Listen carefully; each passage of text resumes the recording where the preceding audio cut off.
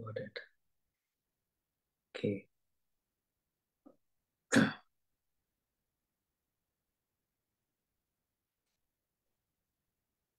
चलो हम लोग कल भगवत गीता के कुछ प्रसंगों को श्रवण किया, भगवत गीता के कुछ श्लोकों को श्रवण किया।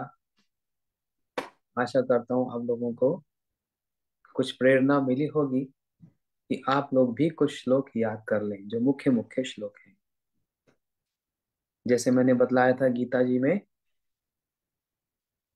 गीता जी का अर्थ क्या है? वह गीत, जो भगवान ने वह गीत गाया जिससे त्राण हो जाए, वह है गीता, है ना। और उसमें भगवान ने संबंध, अभिधेय, प्रयोजन, मैं कौन हूं, जीव कौन है, माया, मेरी भक्ति, और कितने प्रकार के व्यक्ति मेरे पास आ सकते हैं,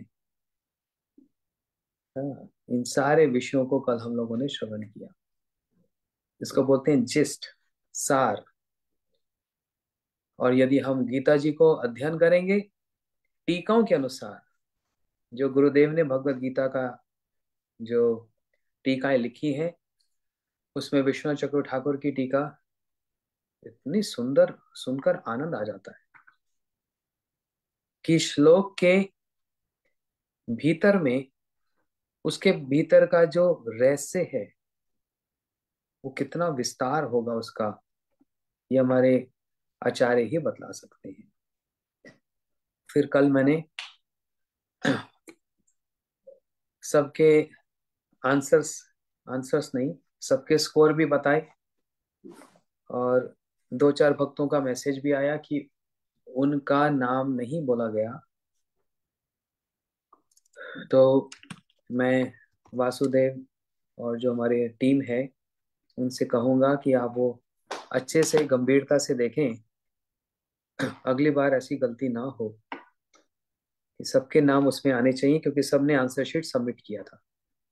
इसको थोड़ा एक अच्छा फॉर्मेट और बनाऊंगा मैं 2-3 दिन समय दीजिए, नेक्स्ट टाइम हम और अच्छे से करेंगे इसको, ठीक है। अब आते हैं हम चैतन्य चेतामृत। क्या सुना था हमने पिछली बार? हमने ये श्रवण किया था कि महाप्रभु जी, अद्वैताचार्य प्रभु ने बड़ा सुंदर एक पद गाया और महाप्रभु जी नृत्य करने लगे।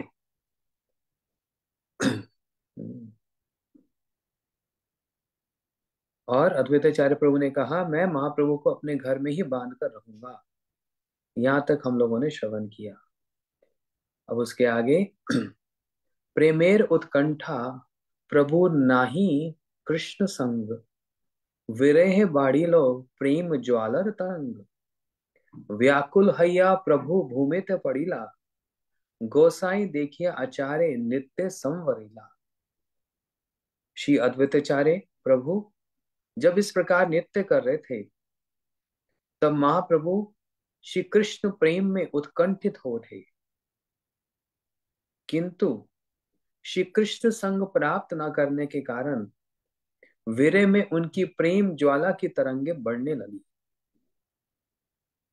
फिर से सुनो, श्री अद्वैताचार्य प्रभु जब नृत्य कर रहे थे, उसी समय महाप्रभु के अंदर कृष्ण प्रेम में उत्कंठा जाग गई, अद्वैताचार्य प्रभु के उस कीर्तन को देखकर। लेकिन कृष्ण संग प्राप्त नहीं होने के कारण महाप्रभु को वीरे की वे प्रेम ज्वाला की तरंगे बढ़ने लगी। तो ये क्या बात सच्ची है? क्या महाप्रभु को कृष्ण संग प्राप्त नहीं हो रहा है? उनको वीरे में प्रेम ज्वाला की तरंग बढ़ रही है? क्या ये सत्य है? कविराज गोस्वामी तो ऐसा लिख रहे हैं। यहाँ पर एक बात समझनी पड़ेगी। जो बात गुरुदेव कहते थे कि बाहरी जो सात्विक भाव हैं, अश्रु, पुलक, कंप, स्वेद, हास्य और भूमि पर लोटपोट खाना, मूर्छा हो जाना, ये भारी लक्षण तो दिख जाएंगे, लेकिन जो भीतर में जो लक्षण चल रहे हैं उसको कैसे देखा जाएगा, और उसको कौन देख सकता है। और गुरुदेव बोलते थे, जैसे सब लोग जानते हैं आइसबर्ग, आइसबर्ग समझते हैं ना, समुद्र में होता है। आइसबर्ग ऊपर जितना दिखता है उससे 3 गुना जल के अंदर होता है, 3 गुना, 4 गुना, उससे भी बड़ा पानी के अंदर होता है वो। तो गुरुदेव कहते थे बाहर के जो लक्षण हैं, अश्रु, स्वेद, कंप इत्यादि, ये तो दिख जाएंगे, लेकिन भीतर के जो लक्षण है वो कैसे देखोगे, वो दिखेंगे भी नहीं और देखने की क्षमता भी नहीं है, क्वालिफिकेशन भी नहीं है। और भक्त कितना भी अपने आप को रोक ले, कितना भी रोक ले, लेकिन बाहर के जो सिम्टम्स हैं उसको तो रोकना कठिन हो जाएगा।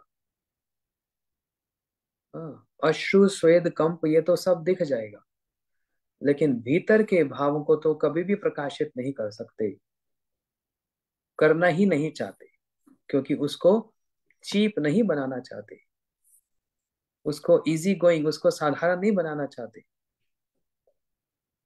इसलिए जहां पर किसी वस्तु को देखकर उद्दीपन हो जाए, उद्दीपन समझ रहे हैं, स्टिमुलेटिंग, उद्दीपन हो जाना। महाप्रभु जी श्री अद्वैताचार्य प्रभु के इस कीर्तन को देखकर उनके अंदर उद्दीपन हो रहा है। किस बात का उद्दीपन हो रहा है? कृष्ण प्रेम का, क्योंकि अद्वैताचार्य प्रभु भी कृष्ण प्रेम में नृत्य कर रहे हैं। इसलिए अपने ही परिकर में अपने ही अंश को समझ लो, अद्वैताचार्य प्रभु महाप्रभु के अंश हैं, उनके अंदर ये प्रेम की तरंगे जो देख रहे हैं वो उद्दीपन हो रहा है, stimulating desires in the heart of Mahaprabhu. Mahaprabhu के अंदर भी उसका एक उद्दीपन हो रहा है। और वो उद्दीपन कैसा? कृष्ण, हाय मुझको कृष्ण संग प्राप्त नहीं हो रहा, हाय मुझको कृष्ण संग प्राप्त नहीं हो रहा। इस वीरे में महाप्रभु की प्रेम ज्वाला की तरंगे और बढ़ने लग गई, है ना। समुद्र के निकट जाते हैं तो उसकी तरंगों को देखा जाता है, वेव्स, उसकी जो लहरें हैं, आती हैं जाती हैं, आती हैं जाती हैं। लेकिन कभी क्या होता है, हाई टाइड, और कभी होता है लो टाइड, होता है ना। बड़ी बड़ी ऊंची लहरें आती हैं। हम लोग जब जगन्नाथपुरी में रहते थे, बहुत वर्ष तक जगन्नाथपुरी में रहे, तो एकदम समुद्र के सामने हमारा मठ है, आश्रम है। तो देखते थे, कभी कभी बोलते हैं, कहते थे आज समुद्र बड़ा रफ है, मतलब हाई टाइड, इतनी ऊंची ऊंची लहरें आती हैं, देखकर, दूर से देखकर घबराहट होती है। और कभी एकदम शांत प्रशांत होता है। उसी प्रकार महाप्रभु के अंदर वो प्रेम की उत्कंठा, कृष्ण वेरे के उस प्रेम उत्कंठा, कभी तो वो एकदम शांत जैसी लगती है, महाप्रभु एकदम चुप है, शांत, और कभी उछाल भरती है, कभी वो हाई टाइड हो जाती है, और कभी कभी तो सुनामी का रूप धारण कर लेती है, पूरे संसार को ही उसमें डुबोना चाहती है। ये प्रेम की तरंगे ऐसी है। इसलिए मैं कहता हूं कि जो नित्य लीला है, जो श्री गोलोक में होती है, राधा कृष्ण की लीला, या उसके पैरेलल में जहां पर महाप्रभु जी रहते हैं, वहां पर श्वेत द्वीप में, वहां जो लीला होती है वो एक समुद्र की भांति, एक नदी की भांति, ऐसी नदी जो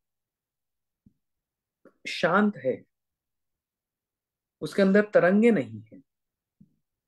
हाँ, उसमें अगर कोई नदी में या उस एक सरोवर में पत्थर फेंकता तो क्या बनता है? रिपल्स। वो तरंग आती है ना, एक पत्थर फेंको तो गोल गोल गोल गोल बनता है।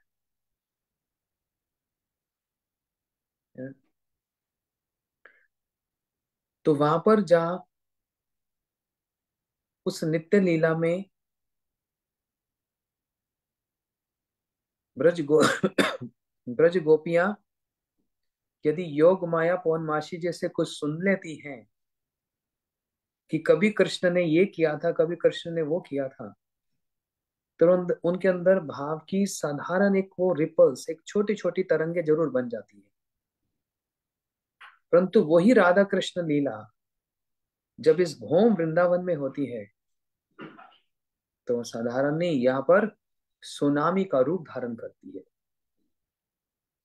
वहां साधारण नहीं होती है ना। इसलिए भौम वृंदावन में, इस जगत में जब श्री कृष्ण अपने परिकर के साथ आते हैं, यहाँ पर जो लीलाएं होती हैं उसमें एक बहुत आस्वादन है, उसमें बड़ी विशेषताएं हैं, उसमें उछाल हैं, उसमें बड़ी सुंदर तरंगे हैं। और यही कारण है श्री कृष्ण नित्य लीला को भी छोड़कर इधर भौम वृंदावन में आते हैं, यहाँ पर लीला करते हैं। यही कारण है उसका रस का आस्वादन करने के लिए। श्री कृष्ण विरह में व्याकुल होकर महाप्रभु भूमि पर गिर पड़े, और महाप्रभु गिरते हुए देखकर अद्वैताचार्य ने नृत्य करना बंद कर दिया। महाप्रभु जी भूमि पर गिर गए धड़ाम करके। अब महाप्रभु जी जब भूमि पर गिरे हैं, ये आघात किसको लग रहा है? कृष्ण को। महाप्रभु जी कौन है? अंतर कृष्ण बहिर्गौर। अंदर कृष्ण है और बाहर गौर है। गौर मतलब राधा रानी है। यही भावना राधा रानी ने प्रकट की थी। हे श्याम सुंदर, आप यदि मेरे भावों को आस्वादन करेंगे तो आपको वही दशा होगी जो मुझको होती है, और आप भी पछाड़ करके गिरेंगे क्योंकि हम भी ऐसे गिरती हैं। राधा जी को अनुभव है ना। जो अनुभवी व्यक्ति है वो दूसरे को अनुभव देता है।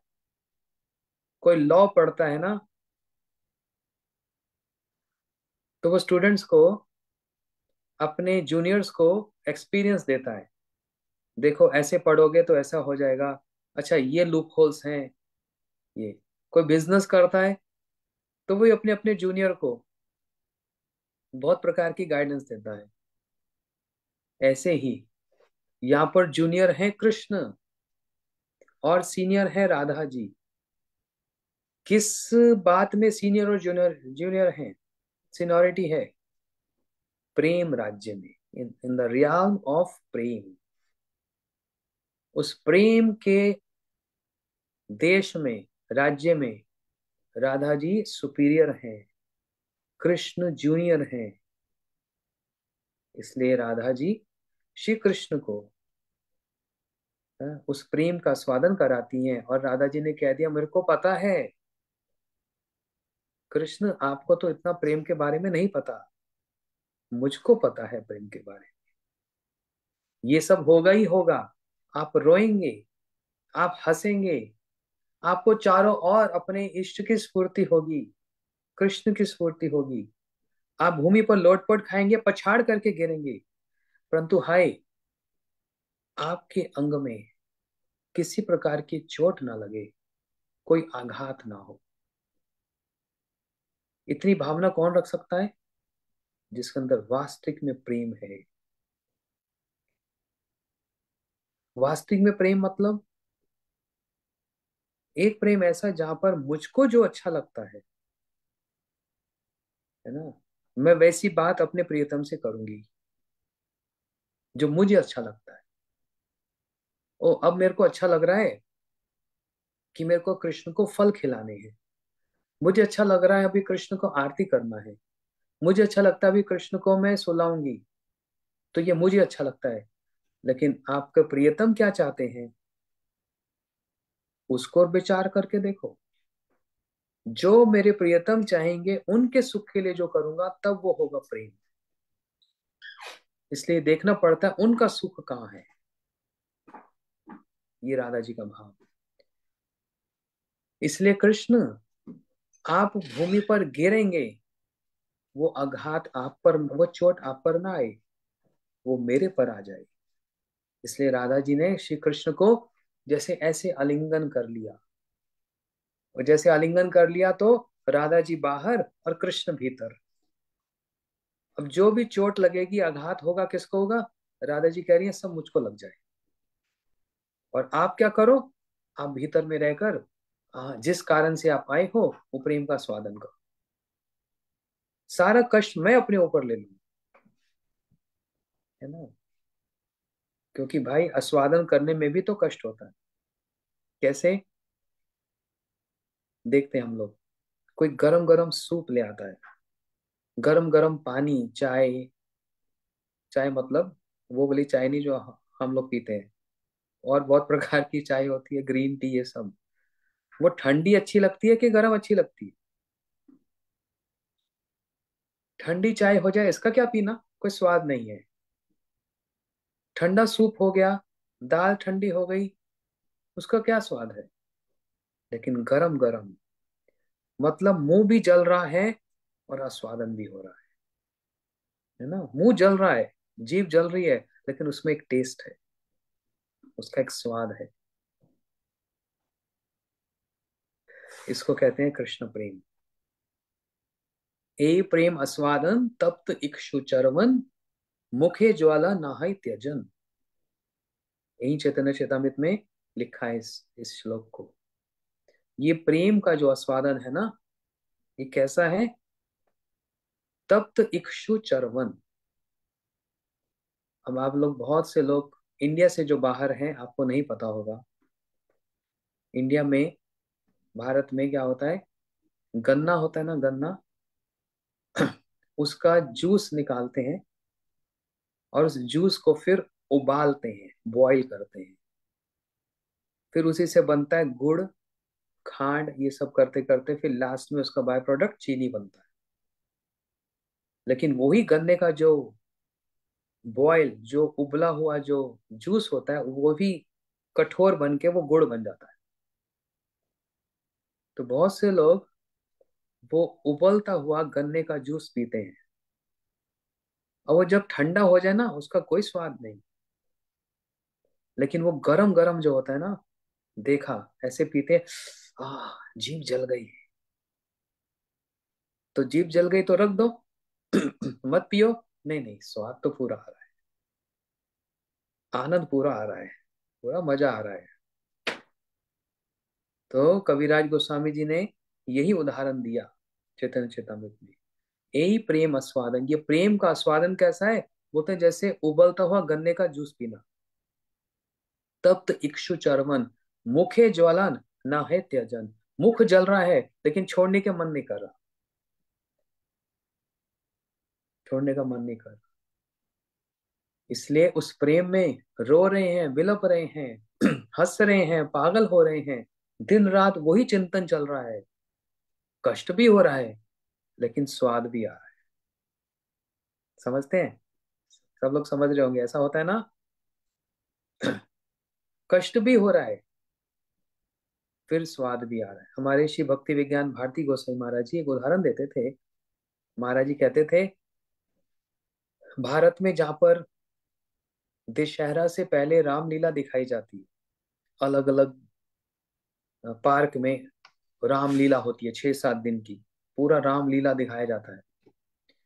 और अंतिम दिन सीता जी कैसे पृथ्वी में धस रही हैं, चली जाती हैं, वो सीन दिखाते हैं। पृथ्वी, सीता जी रो रही हैं राम जी के सामने, हे वसुंधरे, हे वसुंधरे, मेरा यहाँ कोई स्थान नहीं है, मुझको तुम अपनी गोद में ले जाओ। तो पृथ्वी देवी निकलती है, सीता जी को भूमि पर ले जाती है। जितने लोग वहां देख रहे होते हैं, सब रो रहे हैं, सीता जी के ये भाव को देखकर, सो पैथेटिक सीन, वैसे भावुक जो सीन है, सब रो रहे हैं। हाँ, मैंने स्वयं देखा। मैं जब स्कूल में पढ़ता था तो हमारे पिताजी वो सब और दूसरे दूसरे बड़े जो होते थे, वो रामलीला दिखाने ले जाते थे। स्वयं वहाँ स्टेज के सामने कुर्सी पर बैठकर हम लोगों ने देखी रामलीला, हर साल देखते थे। कितना आनंद आता था सामने एकदम, हाँ, रामलीला देखना। और सच में मैं देखता था सब लोग रो रहे हैं। लक्ष्मण जी को बाण लग जाता है, सब रो रहे हैं। सीता जी भूमि में चली जाती हैं, पृथ्वी पे चली जाती हैं, सब रो रहे हैं, है ना। तो शिल भारती महाराज जी एक उदाहरण देते थे। बोलते ये दृश्य के बाद जो ऑर्गेनाइजर होता है, मैनेजमेंट, वो एक अनाउंसमेंट करते हैं। बोलते हैं देखो जी, आज तो रामलीला समाप्त हो गई यहाँ पर, अब यही रामलीला हम दूसरी लोकेलिटी में दिखाएंगे। तो जो लोग वहां पर बैठकर रो रहे थे, वो फिर दूसरी लोकेलिटी में आकर भी फिर रामलीला देखने आ जाते। तो भैया, अगर रामलीला को देखकर आपको रोना आ रहा था, तो दोबारा क्यों रोने मरने के लिए आ गए? फिर रोने के लिए क्यों आ गए? है ना। रोना तो अच्छी बात नहीं होती ना, रोने में तो दुख होता है। तो फिर तुम दुखी होने, रोने के लिए क्यों आ गए दूसरी जगह पर? तो महाराज जी हंसकर कहते थे, ये रोने में आस्वादन है, एक रस का स्वाद है। ये रोना भी एक स्वाद है। ऊपर से रोना लग रहा है लेकिन अंदर से आहा, आस्वादन। यही कृष्ण प्रेम का यही आस्वादन है। ऊपर से भले ही ऐसे लगता है, लेकिन भीतर में परम आस्वादन की प्राप्ति होती है। महाप्रभु जी को भी इसी रस का आस्वादन हो रहा है। श्री राधा जी ने वो सारा कष्ट, वो आस्वादन में जो कष्ट है, वो मैं सहन करूंगी अपने ऊपर, लेकिन हे श्याम सुंदर, आप उसका बस स्वाद लो। ये है राधा जी की भावना। अपने प्रियतम के सुख में ही मेरा सुख है, ये राधा जी की भावना। प्रभुर अंतर मुकुंदे जाने भालमते, भावेर सदृश पद लागिला गाईते, आचार्य उठाइला प्रभु के करिते नर्तन, पद शून्य प्रभु अंग ना जाय धारण। श्री मुकुंद प्रभु के, महाप्रभु के भक्त हुए हैं मुकुंद। महाप्रभु के भक्त हुए मुकुंद। वे मुकुंद महाप्रभु के अंतरंग भावों को अच्छे से जान गए, वे जानते थे, और वे उनके भावों के अनुरूप पद का गान करने लगे। ये मुकुंद प्रभु महाप्रभु जी के साथ नवदीप लीला में भी है। ये महाप्रभु के अंदर के भाव को जानते हैं, बाहर के भाव को नहीं। जैसे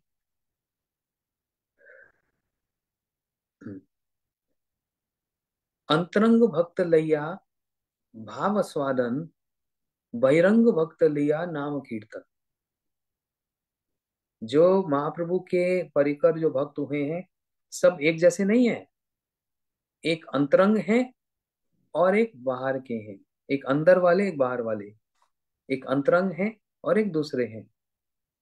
तो जो अंतरंग भक्त हैं, जो महाप्रभु के मन के भाव को समझते हैं, उनके साथ तो महाप्रभु जी रस का स्वादन करते हैं। लेकिन कुछ बाहर वाले जो हैं, उनके साथ ये सब बातें थोड़ा दिखाई जाती है। मैं रो रहा हूँ, हंस रहा हूँ, ये सब नहीं। बाहर के जो भक्त हैं, उनके साथ बस नाम संकीर्तन, बस नाम कीर्तन। लेकिन अंदर के जो भक्त हैं, उनके साथ रस का स्वादन। इसलिए देखना पड़ता है, कुछ भी ग्रंथ पढ़ते समय या सुनते समय, महाप्रभु ने किसको क्या बात कही है। क्या किसी अंतरंग भक्त को कही है, कि कोई बहिरंग है उसको कही है? ये विचार देखना पड़ता है। इसलिए सारा फॉर्मूला सबको अप्लाई नहीं होता, सबको लागू नहीं होता। Not all formulas applies to everyone. सबके साथ नहीं होगा, अलग अलग है यहाँ पर। रूप गोस्वामी जी के साथ अलग भाव है, हरिदास ठाकुर जी के साथ अलग भाव है, अद्वैताचार्य जी के साथ अलग है, नित्यम प्रभु के साथ अलग है, सबके साथ एक अलग विशेष एक स्पेशल भाव है महाप्रभु जी का। इसलिए चैतन्य चेतामृत पढ़ो या भागवत पढ़ो, वैष्णव के संग में पढ़ेंगे सुनेंगे तो इन सब विचारों को सुनने में आनंद आएगा और पता लगेगा। तो जो मुकुंद प्रभु हैं वे महाप्रभु के अंतरंग भावों को अच्छे से जानते हैं और वे उन भावों के अनुरूप ही सुंदर सुंदर पद गाने लगे जो महाप्रभु को आनंद लगे। है ना। अब सारे पद सब स्थान पर गाए जाते हैं क्या? नहीं। यदि महाप्रभु जी जगाई मदाई का उद्धार कर रहे हैं, सोच कर देखो, महाप्रभु जगाई मदाई का उद्धार कर रहे हैं, हाथ में चक्र ले लिया और मदाई पर कृपा कर रहे हैं, जगाई पर कृपा कर रहे हैं, और उस समय कोई ये सुंदर रसिक गीत गोविंद के पद गाए, ये कोई ये कोई सिचुएशन है गाने वाली? ऐसे यहाँ पर ये गाया जाएगा नहीं। लेकिन जब महाप्रभु जी नृत्य कर रहे हैं जगन्नाथ जी के सामने कृष्ण विरह में, तब ये पद गाया जाएगा। ये तो वही बात हो गई। एक उदाहरण देता हूं कि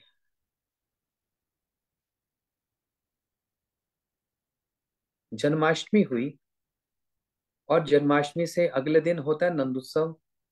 सारे भक्त बड़ा नाच रहे हैं, नंद के आनंद भयो जय कन्हैया लाल की, नंद के आनंद भयो जय कन्हैया लाल की, हाथी घोड़ा पाल की, खूब नाच रहे हैं। 2 दिन के बाद ही किसी एक घर में किसी की मृत्यु हो गई। अब मृत्यु हो गई तो शोक सभा होती है। शोक सभा होती है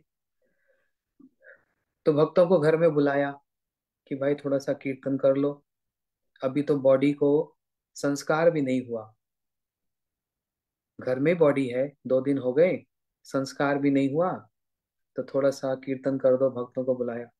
अब इन भक्तों के विचारों को इनको पता नहीं था कहाँ पर क्या गाना है, कौन सी स्थिति में क्या गाना है।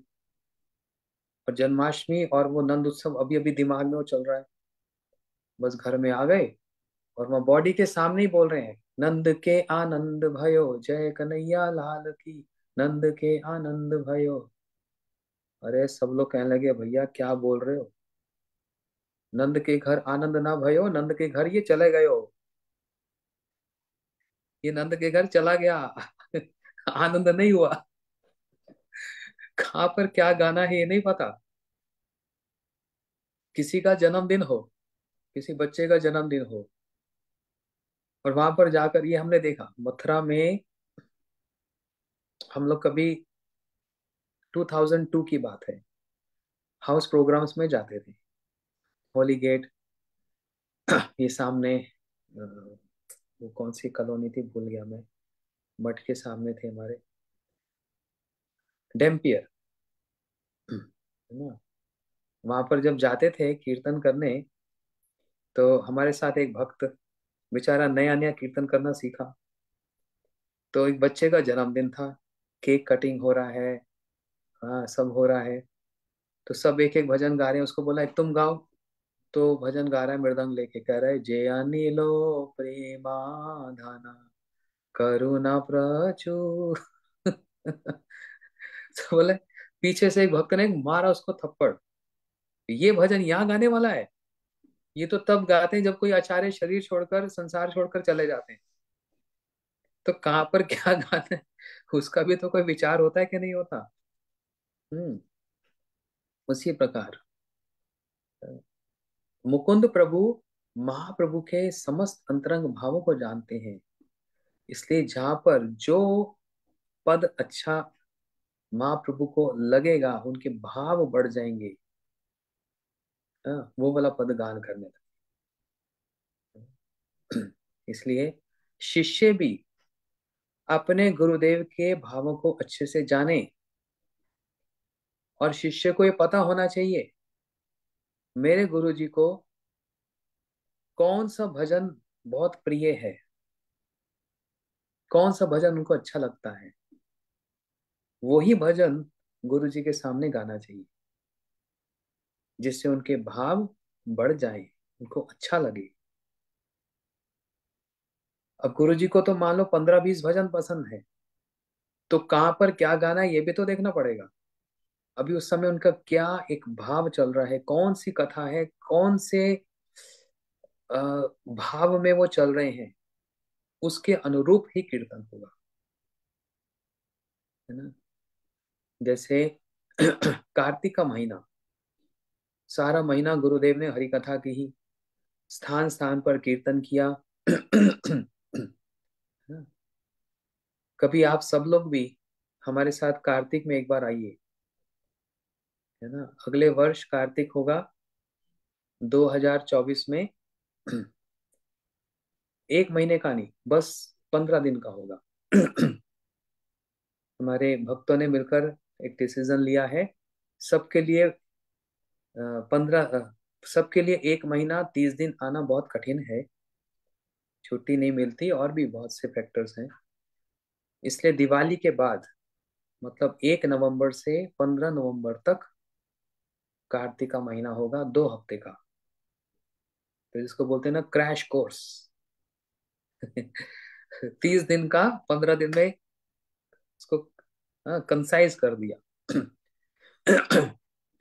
तो स्थान स्थान पर जाते हैं, वहां पर कीर्तन होता है, दर्शन होता है, खूब आनंद होता है। आप लोग वीडियोस में देखते ही होंगे।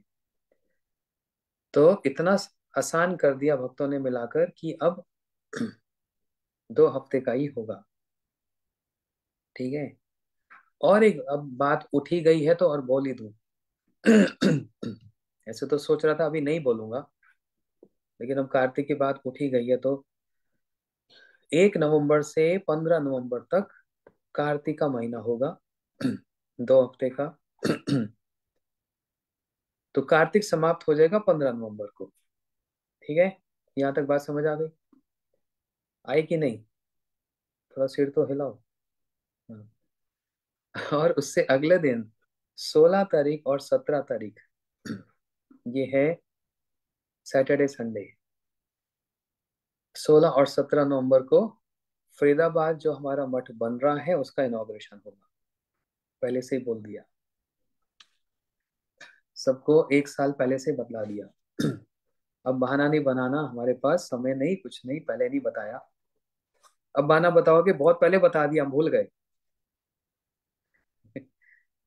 16 तारीख और 17 तारीख को हम लोग फरीदाबाद में मठ बन जाएगा, उसका इनॉग्रेशन करेंगे, सारे भक्तों को साथ लेकर कीर्तन करेंगे, रथ यात्रा होगी, ये सब होगा। आप सबको अभी से ही मैं हाथ जोड़कर निमंत्रण दे रहा हूँ, कार्तिक में आएंगे, और साथ ही साथ ये 2 दिन हमारे लिए जरूर बचा कर रखना। और मैं साथ साथ ये भी कह दूं, जो नहीं आएगा ना, हाँ, जो नहीं आएगा ना, उससे मैं कभी भी जीवन में बात नहीं करूंगा। कथा तो सुनाऊंगा, लेकिन बात नहीं करूंगा। ये मैंने बोल दिया पहले से। इसलिए आपके पास बहुत समय है आने के लिए, अभी से ही बैग तैयार कर लो। और आप में से बहुत भक्तों ने मठ बनाने में बहुत सहायता भी की है, किसी ने कम, किसी ने ज्यादा, अपने अपने समर्थ के अनुसार। मैं सबको धन्यवाद देता हूँ, हृदय से। आप सबको धन्यवाद देता हूँ, आपने बहुत हेल्प की है। और साथ साथ ये भी कह दूं, थोड़ी सी और कर दो, जिससे कि हम जल्दी से इस काम को पूरा कर लें, है ना। मैं बोलना नहीं चाहता था, मेरे को थोड़ा सा संकोच भी है, क्योंकि बात में बात उठ गई इसलिए बोल दिया। अब लोग मेरा अपराध नहीं लेना और बुरा नहीं मानना, परंतु शास्त्रों की ये बात है कि कोई अगर अपने जीवन में एक बार विष्णु मंदिर बना दे, उसको कभी भी इस दुख वाले संसार में कभी नहीं आना पड़ता। भगवान के उद्देश्य से एक मंदिर बना, अब मंदिर बनाने का मतलब तो बहुत पैसा चाहिए होता है। इतना तो सबके पास नहीं होता, लेकिन उसमें भी कोई यदि अपना कोई कितना भी 1 रुपए का भी सहयोग देता है, तो वो भी मंदिर के बनाने के ही बराबर होता है। और आप बस बैठकर प्रार्थना करो कि ये जल्दी से कार्य पूरा हो जाए। बहुत अच्छे से चल रहा है, स्पीड से चल रहा है, और हमने तो डेट भी निश्चित कर ली है। ठीक है। खैर, ये तो एक दूसरी बात हो गई। मैंने इनवाइट तो कर दिया आपको, बीच बीच में मैसेज में भी इनवाइट कर दूंगा। कार्तिक के महीने में हम स्थान स्थान पर जाते हैं, धाम की कथा को सुनते हैं, धाम की महिमा को सुनते हैं भक्तों के साथ। हाँ, कभी को प्रयास करो, कार्तिक का वो महीना भक्तों के साथ, पूरा का पूरा महीना, महीना नहीं अब तो 15 दिन, 2 हफ्ता, 2 सप्ताह इसको व्यतीत करो, तो देखो एक विशेष आनंद की प्राप्ति होती है। पूरी भक्ति की रिचार्ज हो जाती है। पूरी भक्ति चार्ज हो जाती है, रिचार्ज हो जाती है कार्तिक और नवदीप पवित्र में। इसलिए गुरुदेव कहते थे, सभी भक्त हर वर्ष कार्तिक के महीने में आया करो। हर वर्ष जितना आएंगे उतनी भक्ति चार्ज होती जाएगी, नहीं तो भक्ति ड्रेन होती चली जाती है, बैटरी समाप्त हो जाती है। किसी किसी की तो बैटरी इतनी खत्म हो जाती है कि बस फिर तो बात ही नहीं होती। पूरी कहते हैं बैटरी जी खत्म हो गई पूरी, तो रिचार्ज कर लो। तो उसके लिए कहाँ आना पड़ेगा? नवदीप परिक्रमा और कार्तिक परिक्रमा। चलो, दो नहीं आ सकते तो एक में तो जरूर आइए। ठीक है। तब ये सब भाव आएंगे। पता नहीं ये विषय मैंने क्यों उठाया था, मैं भूल गया। खैर। हाँ, अब स्मरण आ रहा है। गुरु जी जब कार्तिक महीने में अलग अलग स्थान पे जाते थे, तो अलग अलग स्थान की अलग अलग महिमा, उस स्थान के उस कथा के अनुरूप जो कीर्तन, गुरु जी उसको बड़े ध्यान से सुनते थे, आस्वादन करते थे। भक्त लोग गाते थे, गुरु जी उसका आस्वादन करते थे। ठीक है। लेकिन कार्तिक का जो लास्ट दिन, यहां से बात उठी थी, अब याद आ गया। उसको बोलते हैं रास पूर्णिमा। उस रास पूर्णिमा के दिन गुरुदेव कार्तिक महीने को समापन करने के लिए उस रास के अनुरूप जो भजन है उसको सुनना बड़ा पसंद करते थे। कौन सा भजन? ब्रज विपिने यमुना कुले मंच मनोहर शोभिता फूले, ए, ए, वनस्पति लता तुषयाखी, तदुपरि कतो डाकोय पाखी। ये रास लीला जो वंशी वट में जो भजन गाते हैं, गुरुजी इसी से कार्तिक महीना समापन करते हैं। तो पता लग जाता है गुरु जी के भाव क्या है। उनको कौन सा पद, कौन सा भजन प्रिय लगता है, और वही सुनाने से उनका हृदय आनंद से भर जाता है। जैसे राधाष्टमी के समय में, अब गुरुदेव का स्मरण हो रहा है, राधाष्टमी के दिन कुछ मथुरा के गान करने वाले, बड़े बड़े कीर्तन करने वाले फेमस, वो आकर अपने अपने भजन सुनाते थे। गुरु जी उसको भी बड़ा पसंद करते थे, ब्रज के हिंदी के भजन भी। लेकिन एक विशेष भाव होता, उनका जब सब हो जाता था ना, गुरु जी, वो हमारे कृष्णदास प्रभु उनको बोलते थे, या और जो कीर्तनिया है उनको बोलते बोलते थे। एक वो हमारे गौर सुंदर प्रभु हैं हवाई में, वो बहुत अमेरिकन है, बहुत सुंदर भजन गाते थे। तो गुरुदेव उस समय बोलते थे, सुनाओ भक्तिनाथ ठाकुर जी का भजन सुनो, है ना। गौर गौर सुंदर प्रभु, हवाई के हैं, अमेरिका के। अमेरिकन है बच्चा, 15 साल का बच्चा था, इतना लंबा चौड़ा और कितना सुरीले उसमें गान करता था। हाँ, अभी भी उनसे मिलता हूँ। और कृष्णदास प्रभु गाते थे। हाँ, गुरुदेव को बड़ा स्वादन, बड़ा अच्छा लगता था।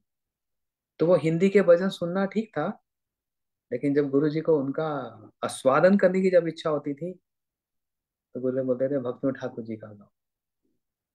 राधिका चरण रेणु भूषण करिया तनु, अन्याया से पावे गिरिधारी, अन्याया से पावे गिरिधारी। तो भक्ति ठाकुर जी के भजन सुनते थे तो देखते थे गुरु जी ऐसे ऐसे ऐसे ऐसे हिलते थे और उसका पूरा आस्वादन था। और ये बात कही भी गुरु जी ने। गुरुदेव बोलते थे ये मैं ब्रज के भजन सुनता हूँ, अच्छा लगता है, अच्छा लगता है, कोई दोष नहीं। लेकिन जो भक्ति ठाकुर जी के राधा परक भजनों को सुनता हूँ, तो एक अलग, एक विशेष रस का स्वादन होता है। भक्ति ठाकुर जी ने इतने, मतलब उनके भजनों को पढ़ के, और यदि उसको सुना जाए तो पता लग जाता है कितने भाव उन्होंने, कितनी माधुरी माँ उसमें उड़ेल दी है। भक्ति ठाकुर जी वर्णन कर रहे हैं, तो गुरुदेव सच में उसका स्वादन करते थे। और कभी कभी उनकी आंखों से आंसू ना आ जाते थे, और कभी गुरु जी मंद मंद मुस्कुराते हुए, हाँ, ऐसे ठाकुर जी को निहारते थे, है ना। ये रस का स्वादन। तो किस लिए सारी बात उठाई? भावों के अनुरूप पद गाना ये एक कला है, ये एक आर्ट है। हर जगह हर भजन नहीं चलेगा। किस समय क्या परिवेश है, क्या एनवायरमेंट है, क्या ओकेजन है, कौन सा स्थान है, क्या भावना है, उसके अनुरूप। इसलिए गुरुदेव के साथ जो कीर्तनिया रहते थे, जो भक्त रहते थे, उनको पता था, उनको अच्छे से पता था गुरुदेव को कौन सा भजन कब पसंद है। इसलिए गुरुदेव को कुछ कहना नहीं पड़ता था, बस ऐसे ही इशारा कर देते थे आंखों से, अच्छा गाओ। तो उनको पता था। और बस जो भक्त लोग गाते थे, गुरुदेव बस आंख बंद करके ऐसे ऐसे हिलते हुए उसका पूरा स्वागत करते, है ना। ये होती है गुरु सेवा, ये होती है आचार्य सेवा।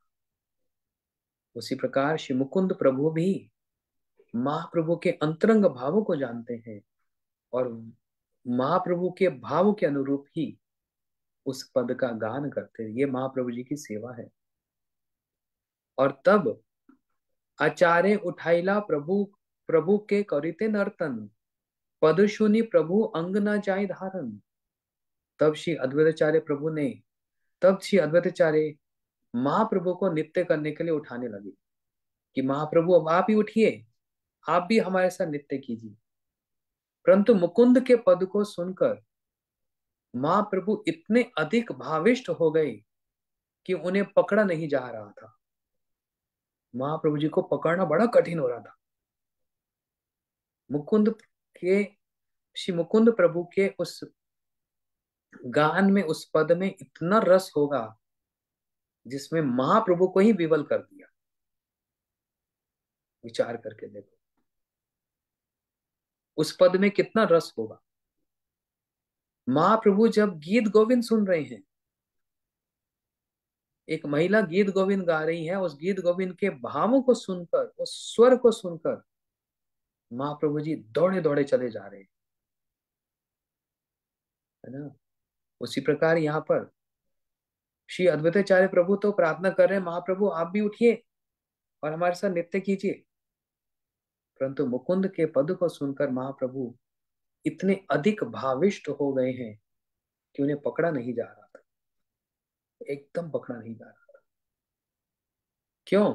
अश्रु कंप पुलक स्वेद गदगद वचन, खाने उठे खाने पड़े, खाने करो दन।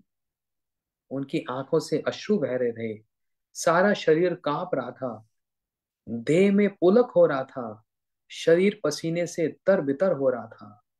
तथा महाप्रभु का गला भी रुद्ध हो गया, बोला नहीं जा रहा था, कंठ बंद हो जाता है। एक क्षण में महाप्रभु उठते, फिर अगले क्षण भूमि पर गिर पड़ते, फिर अगले क्षण रोने लग जाते उस पद को सुनकर। तो विचार करो महाप्रभु किस भाव का स्वादन कर रहे हैं। ये जो बार बार सुन रहे हैं, आंखों से आंसू निकलना, पसीना निकल जाना, भूमि पर गिर जाना, ये आनंद का विषय है कि दुख का विषय है? संसारी व्यक्ति कहेगा बड़ा दुख हो रहा होगा तभी ऐसा हो रहा है, एक क्षण में रो रहे हैं, एक क्षण में ऐसे कर रहे हैं। परंतु यहाँ पर क्या हो रहा है? पूर्ण उस रस का स्वादन। और इसका उल्लेख भागवत जी में किया। श्रवण सुभद्रानि रथांगी पाने, जन्मानि कर्माणि च यानि लोके, गीतानि नमानि तदर्थ कानि, गायन विलज अचरेन संगा, एवं व्रतम स्वप्रिय नाम कीर्तई, जात अनुराग धृत चित्त उच्चई, हसती रोदती रोती गायंती, आनंद व निर्तंती लोक वाज्य। 11th कैंटो, एकादश स्कंद श्रीमद् भागवतम। हाँ, कभी रोते हैं, कभी हंसते हैं, होश ही नहीं है, कभी भूमि पर लोटपोट खाते हैं, कभी पसीना निकलता है, एक क्षण में हंसना, एक क्षण में रोना, फिर एक क्षण में उठ जाना, एक क्षण में गिर पड़ना। ये ऐसा महाप्रभु जी के साथ हो। तो अद्वैताचार्य प्रभु महाप्रभु को नित्य कराना चाह रहे हैं, लेकिन महाप्रभु मुकुंद के पद को सुनकर भाव अविष्ट हो गए, भाव में आविष्ट, absorb in the emotions, transcendental emotions. ये साधारण बातें नहीं है। इसलिए कहा चैतन्य चेतामृत ये है पीएचडी लेवल की स्टडी। कल सुना था भगवत गीता, वो क्या है?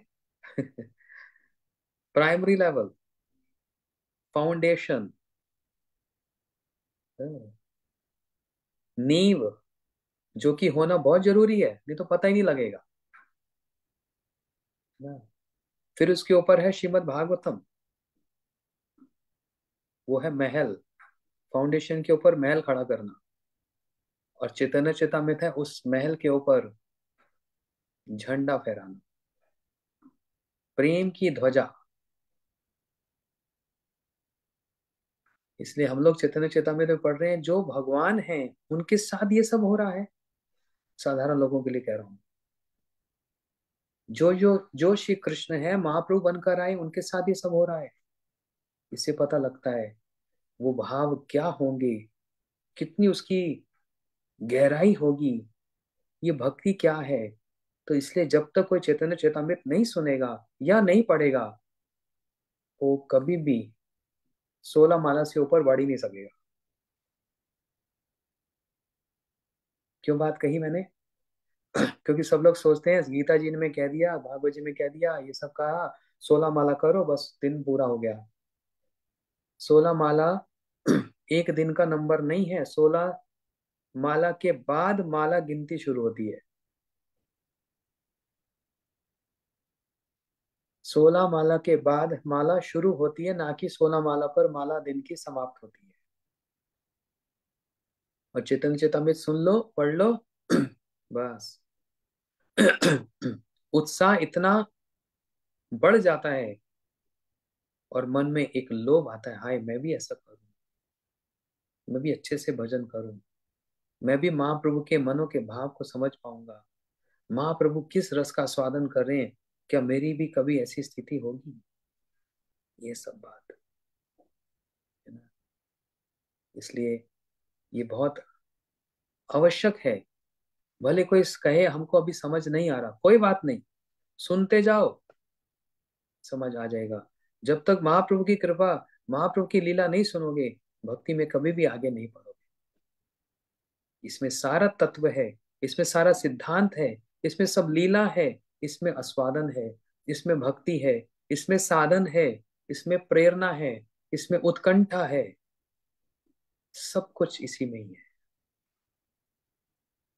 इसलिए भक्ति सिद्धांत सरस्वती ठाकुर प्रभुपाद जी ने कहा था, संसार में सारे शास्त्र यदि डूब जाएं, गीता जी भी डूब जाएं, भागवत जी भी डूब जाएं, तो जीवों को तारने वाला कोई एक ग्रंथ होगा? बोलते हैं एक बस चैतन्य चेतामृत यदि रह जाए, बस वो एक ही ग्रंथ इतना बहुत है, सारे जीवों को तार कर सकता है, एक ग्रंथ चैतन्य चेतामृत।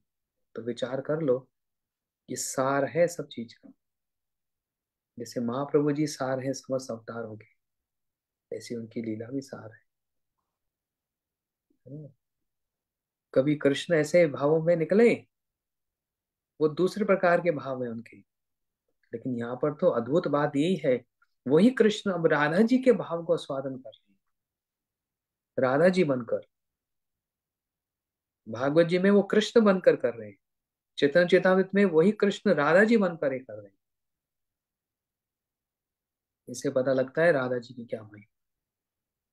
तो मुकुंद प्रभु क्या गा रहे हैं? हाँ हाँ प्राण प्रिय सखी, कीना हैल मोरे, कानु प्रेम विषय मोर, तनु मन जोरे, रात्रि दिने पोड़े मन, सोयास्ती ना पाई, जहां गेला कानू पाई, ताहां उड़ी जाई। हाँ हाँ प्राण प्रिय सखी, मुझे क्या नहीं हुआ है, ये गा रहे हैं। तो ये मोस्टली अधिकांश ये जो पद है ना, ये वीरे में गाए गए हैं। अच्छा, वीरे किसको होता है? गुरुदेव ये प्रश्न करते थे। जिसका जितना प्रेम अधिक होगा, वीरे भी उसको उतना अधिक होगा, है ना? तो गुरु जी कंपेरेटिव स्टडी बतलाते थे, बोलते हैं सीता जी का वीर्य अधिक है कि राधा जी का वीर्य अधिक है? हाँ, सब लोग कहेंगे सीता जी का बहुत है। समझ तो यही आता है, परंतु नहीं, राधा जी का वीर्य सीता जी के वीर्य से भी बहुत ऊंचा है। सब लोग कहते हैं दशरथ महाराज जी का प्रेम बहुत ऊंचा है, राम चले गए, बस 2 बार कहा राम राम, और दशरथ जी ने अपने प्राण छोड़ दिए, है ना? ये बात तो मैं नहीं कह रहा, स्वयं नंद बाबा ने कही उद्धव जी को, उद्धव मेरे से अच्छे तो दशरथ महाराज जी हुए। क्यों? अपने पुत्र राम के विरह में 2 बार राम कहा, तीसरा राम मुख में आया नहीं, और प्राण को छोड़ दिए, प्राणों को छोड़ दिया। लेकिन उद्धव, एक मैं पिता ऐसा हूं, मेरा लाला कृष्ण मुझको छोड़कर गया, और मैं कैसा अभागा, अपने प्राणों को भी नहीं छोड़ पा रहा। तो जो प्राण छोड़ दिए हैं वो श्रेष्ठ हैं, जो प्राण नहीं छोड़ पा रहे वो श्रेष्ठ है। क्वेश्चन। तो साधारण दृष्टिकोण में, जर्नल साधारण दृष्टिकोण में तो ये देखा जाएगा, जिसने प्राण छोड़ दिए वो बड़ा हो गया, और जो प्राण नहीं छोड़ रहा वो छोटा हो गया। लेकिन नहीं, नंद बाबा का प्रेम दशरथ महाराज जी से भी ऊंचा है। समझो, 2 मिनट ध्यान से सुनो। नंद बाबा का प्रेम दशरथ जी से भी ऊंचा है। क्यों ऊंचा है? क्योंकि दशरथ महाराज जी ने राम जी के विरह में राम राम बस देह को त्याग दिया, लेकिन ये विचार नहीं किया कि यदि राम को पता लग गया कि उनके पिता ने उनके विरह में प्राण त्याग दिए, तो राम को कितना कष्ट होगा, दुख होगा। इसकी चिंता दशरथ जी ने की नहीं की, लेकिन नंद बाबा को इसकी चिंता है। क्या चिंता है? अरे कृष्ण के विरह में मैं एक बार नहीं 100 बार प्राण त्याग दूं,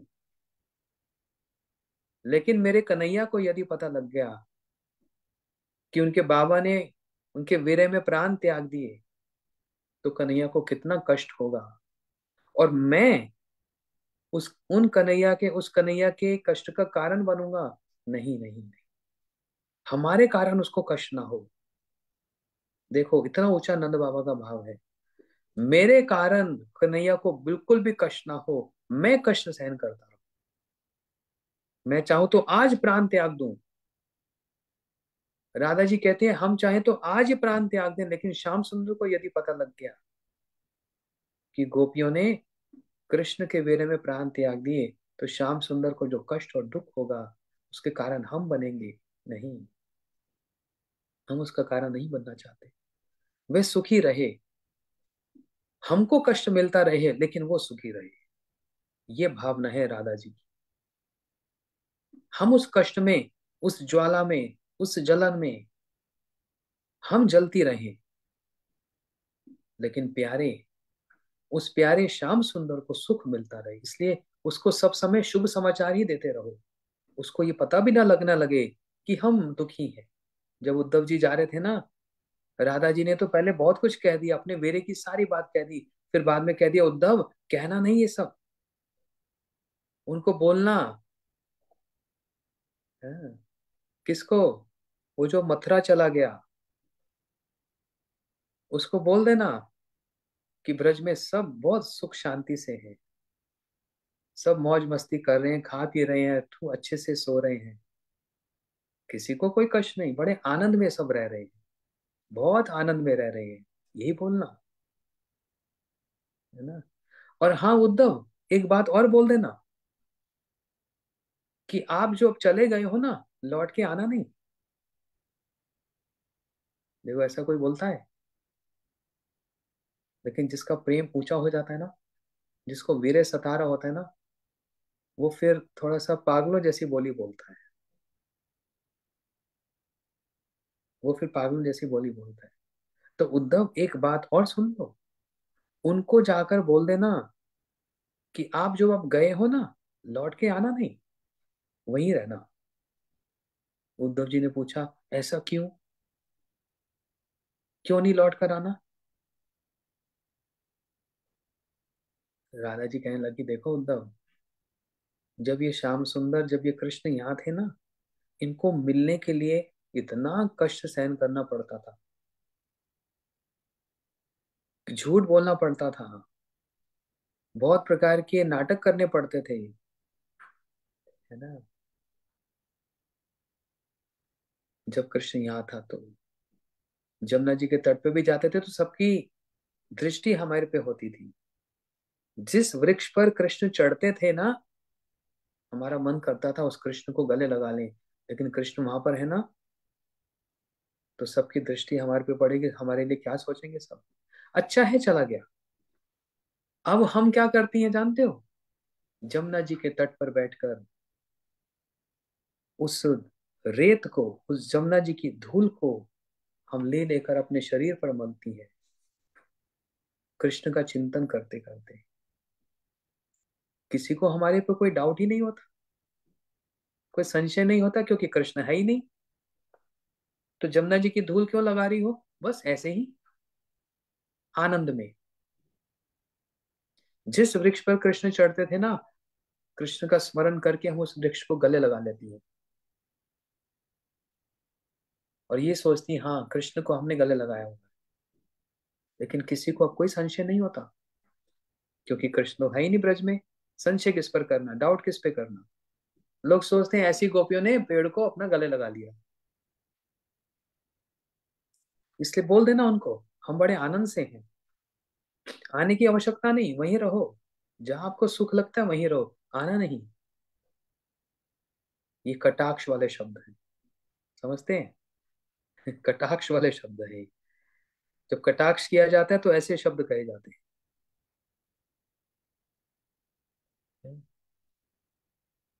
लेकिन वो शब्द कहने में भी प्रेम झलकता है, प्रेम।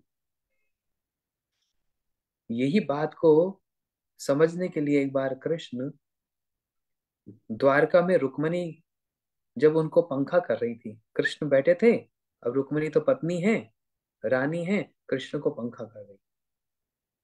कृष्ण सोचने लगे अरे गृहस्थी सुख में थोड़ा सा हास परिहास होना चाहिए, थोड़ा सा, कहते हैं ना, टांग खींचना, कटाक्ष करना, ये होना चाहिए। क्योंकि रुक्मणी एकदम शांत प्रशांत, बड़े सबमिसिव, बड़े, हाँ, आज्ञा का पालन करने वाली। तो कृष्ण कहने लगे, रुक्मणी तुमने बेकार में ही हमसे विवाह कर लिया। हम तो देखो डरपोक, एक नंबर के डरपोक, मथुरा में असुरों के भय से डर कर, भयभीत होकर समुद्र के बीच में आकर यहाँ पर छिप कर बैठ गए। अरे रुक्मणी इतने अच्छे अच्छे राजकुमार थे, अभी भी कुछ बिगड़ा नहीं, उनसे विवाह कर लो। बस रुक्मणी जी तो पंखा करते करते ये बात भी उनको सहन नहीं हो पाई और मूर्छित होकर गिर पड़ी। ये बात भी रुक्मणी सहन नहीं कर पाई। ये भी एक प्रेम का लेवल है कि नहीं, कि मैं सुन भी नहीं सकती ये बात, तो बेहोश हो गई, मूर्छित हो गई। ये एक लेवल है। तो कृष्ण कहने लगे, ओहो ये आस्वादन नहीं हुआ। मैं सोच रहा था रुक्मिणी भी दो शब्द कुछ कहती, इस क्वेश्चन का आंसर क्या होता जरा सुनो तो सही। लेकिन ये तो कुछ बोल ही नहीं पाई, बेचारी मूर्छित हो गई। कृष्ण ने उठा लिया रुक्मिणी को, जल का छिड़काव किया। अरे रुक्मिणी ठीक तो हो ना? बोलते हाँ ठीक हूँ। बस श्याम सुंदर को आनंद नहीं आया। फिर उन्होंने यही बात ट्राई की सत्यभामा के साथ। बोलते सत्यभामा तुमने बेकार में हमारे साथ विवाह कर लिया। हम तो ऐसे, हम तो वैसे, इतने अच्छे अच्छे राजकुमार थे, उनसे विवाह कर लिया। सत्यभामा ने तो मुंह पर ही जवाब दे दिया। बोलते हाँ हाँ, जाओ फिर उस मथुरा में कुबड़ी कुब्जा से विवाह कर लो, तीन जगह से जो टेढ़ी। क्योंकि सत्यभामा तो प्रखरा है, मतलब दो बातें बोलने वाली। ऐसा भी स्वभाव होता है ना, हम देखते हैं हमारे वृंदावन में, कार्तिक में, गोवर्धन में, वृंदावन में भक्त लोग आते हैं। कोई कैसे स्वभाव का, कोई तो बड़े प्रेम स्वभाव से बात करते हैं, कोई बड़े प्रखरा। प्रखरा समझते हैं, एकदम मुंह पर तू तड़ाक करने वाली, करने वाला, दोनों वाला और वाली। प्रखरा स्वभाव की। तो सत्यभामा जी वैसे ही एकदम। श्री कृष्ण कहने लगे, इसमें भी आस्वादन नहीं आया, कुछ ज्यादा ही तीखी बोल गई, कुछ ज्यादा तेज बोल गई। इसमें वो बात में, उस उत्तर में विदग्धता नहीं है, है ना, विदग्धता नहीं है। तो द्वारका में ही श्री कृष्ण को राधा जी के उत्तर, राधा जी का ही चिंतन हो रहा है। बोलते ऐसे ही मैं प्रश्न यदि गोपियों को करता हूँ, राधा जी को करता हूँ, उसमें हर चीज इतनी बैलेंस होती है। वो रुक्मणी की तरह मूर्छित तो नहीं हो जाती, वो उत्तर देती है, लेकिन सत्यभामा की तरह भी तू तड़ा करके उत्तर नहीं देती। उनके उस उत्तर में एक शैली होती है, एक ढंग होता है। उनके उस उत्तर में सम्मान भी होता है, विशेषता भी होती है, विदग्धता भी होती है, एक लावण्य भी होता है, और उत्तर का उत्तर भी हो जाता है। श्री कृष्ण कहने लगे, उत्तर देने में तो जो राधा जी हैं, जो ललिता विशाखा हैं, वे दक्ष हैं। भले ही बात अपनी कहते हैं, लेकिन कहने का भी तो एक ढंग होता है। हाँ, कहने का भी ढंग। रुक्मणी का तो ढंग ही नहीं, सत्यभामा तो बिल्कुल ही सीधा मुंह पर ही। लेकिन राधा जी, इनका एक उत्तर देने की जो शैली है, जो विदग्धता है, वो कहीं और नहीं, है ना। तो कृष्ण ओम बार बार बार बार उन ब्रज का स्मरण करते हैं। कृष्ण बार बार बार बार राधा जी की महिमा का श्रवण करते हैं, द्वारका में रहकर भी। इसलिए महाप्रभु जी गंभीरा में स्वरूप दामोदर, रामानंद राय, या फिर मुकुंद प्रभु से जो पद सुनते हैं, उस पद में अधिकांश रूप में वीरे और मिलन की बात को सुनते हैं, है ना। आप देखो हमारे नरोत्तम ठाकुर जी के भी पद देखो, भक्ति ठाकुर जी के, लोचन दास ठाकुर जी के, उन पदों में अभाव दिखलाते हैं, अभाव।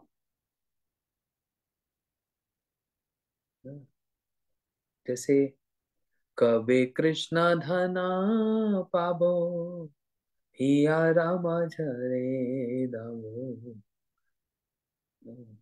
कब मुझको वो कृष्ण धन प्राप्त होगा?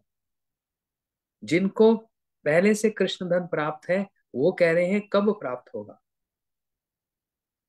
तो जहां पर एक अभाव दिखलाते हैं ना, अच्छा, जहां पर वो अभाव पूर्ण हो जाता है ना, वह रस का स्वादन खत्म हो जाता है। जहां पर अभाव पूर्ण हो जाता है कैसे समझाऊं? दिवाली का दिन मिठाई खाने की इच्छा हो रही है सामने 15 मिठाई रख दो और खा ली 15 की 15 मिठाई।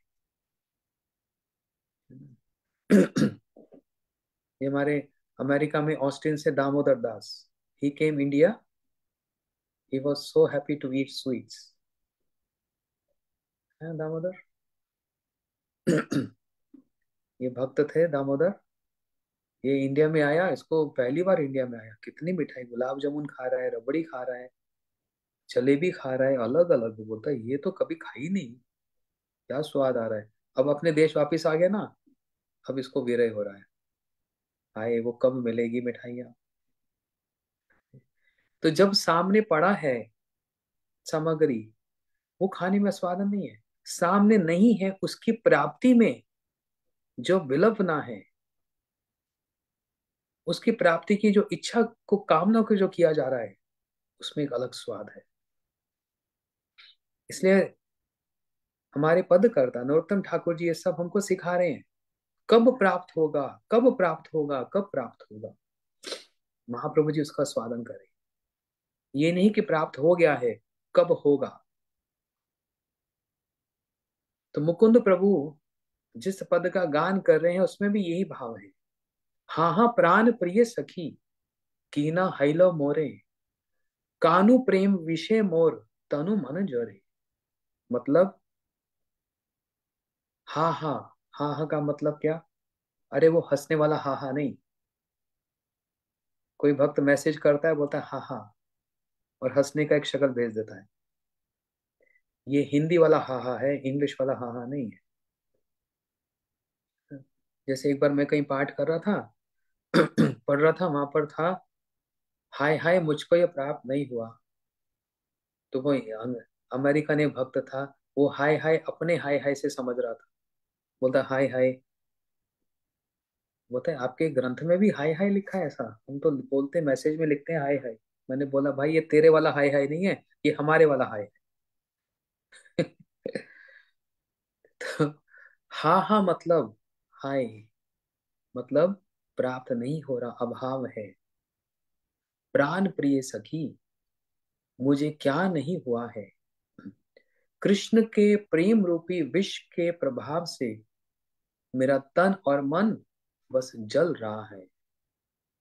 बड़ी ऊंची बात है। कितना कहूँ, समझ भी पाना बहुत मुश्किल है बहुत भक्तों के लिए। फिर भी एक ऊपर ऊपर सा थोड़ा सा, कृष्ण के प्रेम रूपी विष। कृष्ण का प्रेम कैसा है? एक विष के समान है, एक जहर के समान है। अरे कोई विष पीता है तो मर जाता है, लेकिन एक कृष्ण प्रेम ऐसा विष है जिसको पी भी जाओ तो व्यक्ति मर नहीं, मरता नहीं, लेकिन मरने जैसी स्थिति हो जाती है। समझ आ रही है बात? मरता तो नहीं है, क्यों मरता नहीं है? Question mark. कोई विष पी जाए तो मर जाएगा, पॉइजन पिएगा तो मर जाएगा ना, है कि नहीं? लेकिन कृष्ण प्रेम ऐसा विष है कि इसमें कोई मरेगा तो नहीं। क्यों मरेगा नहीं? क्योंकि कृष्ण अमृत है, कृष्ण कथा अमृत है, तब कथा अमृतम। जिसने एक बार अमृत का पान कर लिया वो तो अजर अमर इमोर्टल हो गया, वो तो कभी मर ही नहीं सकता। तो मरेगा तो नहीं, लेकिन रोज मरता चला जाता है। कैसे मरता चला जाता है? विरह में। तो कौन सा भयंकर है, सोच कर देखो। कह रहे हैं कृष्ण के प्रेम रूपी विष के प्रभाव से मेरा तन और मन जल रहा है, रात दिन मेरा मन जलता रहता है। मुझे इसके तनिक भी आराम नहीं मिलता। यदि कहीं जाने से कृष्ण मिलेंगे तो मैं वहां उड़कर पहुंच जाऊं। हाँ। जहां गेले कानू पाऊं तहां उड़ी जाऊं। जहां पर जाने से कृष्ण मिले, मैं मन करता है उड़कर पहुंच जाऊं। होता है ना ऐसा? किसी से प्रेम होता है, बहुत दूर है, मन करता है बस उड़कर पहुंच जाऊं उसके पास। यहाँ पर ये भाव दिखला रहे हैं। ए पद गाय मुकुंद मधुर सुस्वरे, शून्य प्रभु चित्त हईल कातरी। श्री मुकुंद प्रभु के इस पद को मधुर स्वर में गान कर रहे थे, और इसे सुनकर महाप्रभु का हृदय वीरे में और ज्यादा बढ़ गया। तो मुकुंद प्रभु, आप क्या सेवा कर रहे हो महाप्रभु की, बताओ तो। आपने तो उनके वीरे को और बढ़ा दिया, आपको तो शांत करना चाहिए था ना। यही भक्ति की बात है। आध्यात्मिक जगत में यही है, जो जितना रुलाए वो उतनी बड़ी सेवा करे। जो जितना शांत करा दे वो कम सेवा करे। गोविंद प्रभु महाप्रभु के आंसू को पहुंचते हैं, बोलते हैं, मत रो महाप्रभु मत रो। ये भी एक सेवा है। और स्वरूप दामोदर गोस्वामी, रामानंद राय जी और मुकुंद प्रभु महाप्रभु को और ज्यादा रुला रहे हैं। तो ज्यादा रुलाना ये सेवा है, बहुत ही ऊंची सेवा है ना। ये संसार की रीति, संसार की शैली से ऊपर की बात है। तो इसलिए ये सब बड़े सुंदर सुंदर विचार हैं। मैं कथा को यही रखता हूँ, समय हो गया। विशेष करके भारत में तो आपके पौने 11 बज रहे हैं, आप सबको विश्राम भी करना होगा। और वैसे कल की छुट्टी है, कोई चिंता वाली बात नहीं आप लोगों की, इसलिए मैंने 15 मिनट फालतू ले लिया था, है ना। तो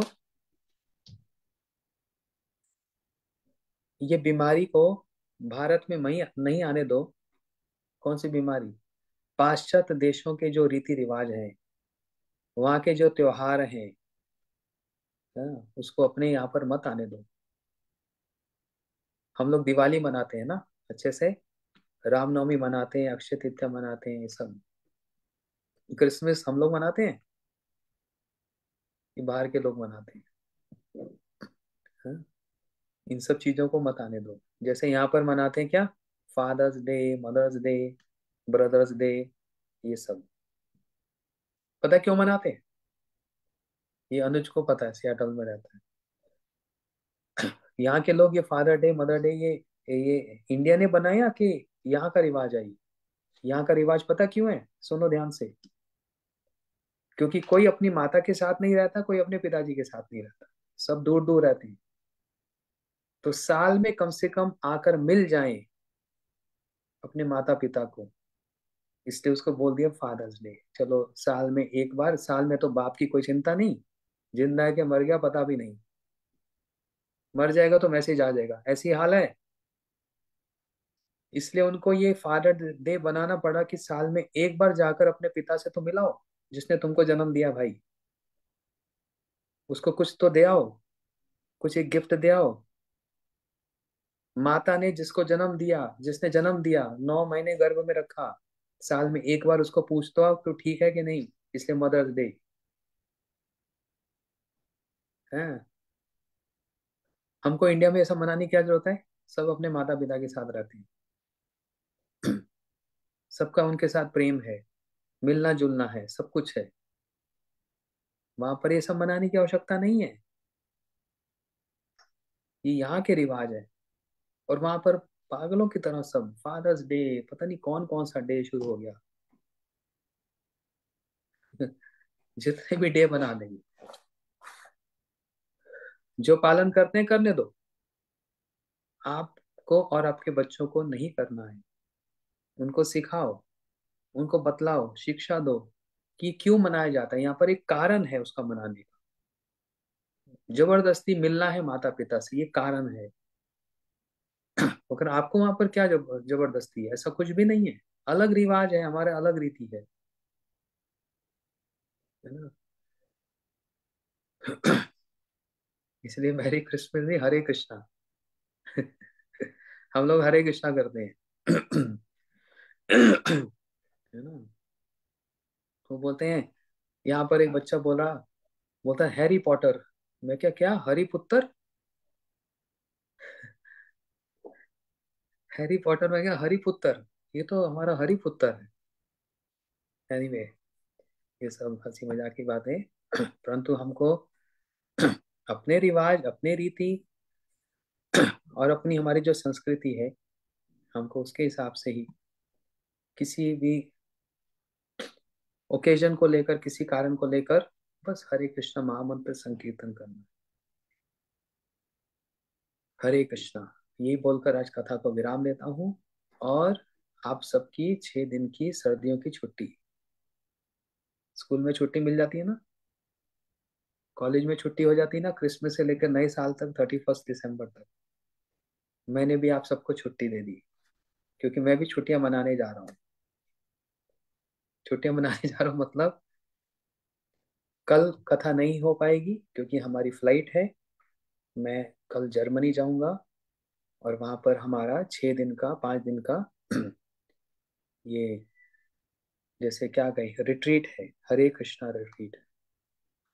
सब भक्तों को लेकर हम लोग मंगल आरती से लेकर सुबह 5 बजे, मंगल आरती से लेकर शाम की संध्या आरती तक, अर्थात 10 बजे तक, सारा दिन हम लोग क्या करते हैं, हरि नाम कीर्तन, हरि कथा, आरती, दर्शन, प्रसाद सेवा, और साथ में बैठकर एक साथ एक दूसरे के साथ अपने हृदय की बात को खोलते हैं। कहाँ हमको ग्रस्त में या स्कूल में, कॉलेज में, कहाँ कहाँ परेशानी आती है, ये सब होता है ना। तो ये भक्ति रिट्रीट, तो कल मैं वहाँ वहाँ जाऊंगा। बहुत व्यस्तता रहती है, 1 घंटे का समय भी नहीं मिल पाएगा, लेकिन लाइव प्रोग्राम्स होंगे। आप लोग देखना चाहें, मंगल आरती अटेंड करना चाहें, आप कर सकते हैं। इंग्लिश में कथा होगी, 2 समय, सुबह 11 से 1 बजे वहाँ का टाइम, संध्या में भी। तो वो लाइव में आएगा, अगर आप वो इंग्लिश में कथा सुनना चाहेंगे तो आप लोग इसको ज्वाइन कर सकते हैं। लेकिन चैतन्य चेतामृत की कथा, ये हम लोग फिर अब 2 जनवरी से श्रवण करेंगे, 1 या 2 जनवरी से। वो मैसेज आपको आ जाएगा, मैं मैसेज डलवा दूंगा टीम को बोलकर, भक्तों को बोलकर, तो आपसे जानकारी हो जाएगी। और बीच में देखो, मैं क्षमा चाहूंगा, बीच बीच में ऐसा होता ही रहेगा क्योंकि मैं एक जगह नहीं रहता हूँ। 3 दिन वहाँ, 5 दिन वहाँ, तो ये चलता रहेगा। बीच बीच में छुट्टी, बीच बीच में ये, जब तक संभव हो पाएगा हम चैतन्य चेतामृत को सुनेंगे। ठीक है, मेरे साथ रहोगे तो ऐसा सहन कुछ करना पड़ेगा, क्योंकि मैं एक जगह पर नहीं रहता।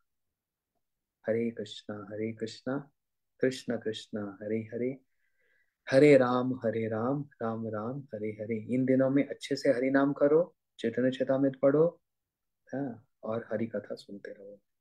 सबको मेरा हरे कृष्णा। हाँ, अगले साल की टिकट बना लेना, 16-17 नवंबर की। सबको नया मंदिर की उद्घाटन पर सबको निमंत्रण है, आदर सहित निमंत्रण है। हरे कृष्णा।